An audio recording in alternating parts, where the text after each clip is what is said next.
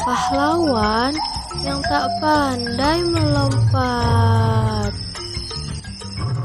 Di sebuah padang rumput yang rimbun, hiduplah seekor belalang kecil bernama Jingga. Tubuhnya memang berwarna hijau, seperti belalang lainnya. Tapi, dia diberi nama Jingga karena selalu terlihat bersinar di antara dedaunan. Meski sayangnya, cahaya itu mulai meredup sejak sebuah kejadian membuatnya takut melompat. Ya, seorang belalang yang takut melompat. Berbeda dengan teman-teman lainnya yang dengan riang melompat dari satu daun ke daun lain. Jingga lebih memilih berjalan pelan-pelan. Hahaha, lihat si penakut itu. Masa belalang jalan kaki? Namanya saja belalang, tidak bisa melompat. Pandu dan gengnya selalu mengejek Jingga setiap hari. Mereka sengaja melompat-lompat di dekat Jingga untuk membuatnya iri. Bahkan kadang mereka mendorong Jingga supaya terpaksa melompat, membuat Jingga semakin ketakutan. Tidak ada yang tahu bahwa Jingga punya pengalaman buruk saat masih kecil. Waktu itu dia sedang berlatih melompat tinggi, tapi Pandu mendorongnya dari belakang sehingga dia jatuh dan kakinya terkilir. Sejak saat itu, Jingga selalu ketakutan setiap kali harus melompat.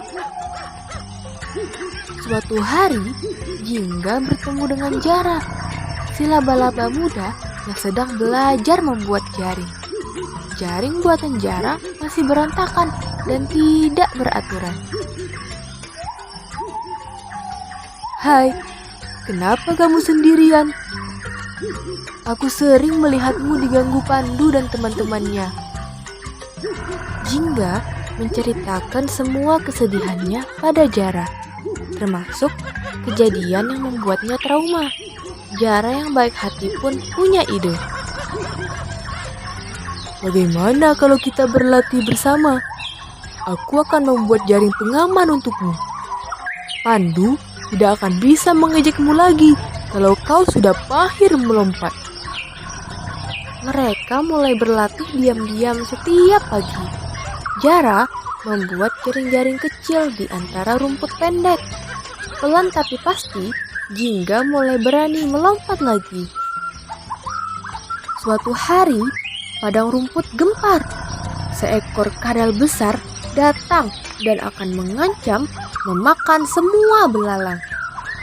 Pandu yang biasanya sombong justru panik dan bingung. Dia melompat tidak karuan hingga tersangkut di ranting tinggi. Tolong, aku tidak bisa turun, teriak Pandu ketakutan.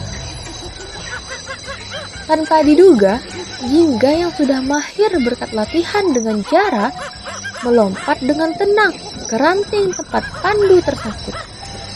Jara cepat-cepat membuat jaring pengaman di bawah mereka. "Ayo Pandu, ikut aku. Kita akan mendarat di jaring Jara," ajak Jingga. Berkat kerjasama mereka, Pandu bisa diselamatkan. Kadal besar itu akhirnya pergi karena melihat para serangga yang kompak bekerja sama. Maafkan aku, Jingga. Aku selalu mengejekmu, tetapi kau justru menyelamatkanku. Sejak saat itu, Pandu berubah menjadi lebih baik. Dia bahkan membantu Jingga dan Jara mendirikan taman latihan serangga untuk membantu serangga-serangga yang masih takut atau belum mahir melompat dan terbang. Tidak apa-apa takut, kata Jingga pada murid-muridnya. Yang penting kita mau mencoba dan saling membantu.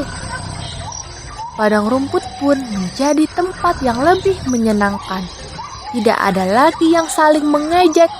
Semua serangga saling mendukung dan membantu. Bahkan Pandu yang dulunya suka mengganggu, kini menjadi pelatih yang baik dan sabar.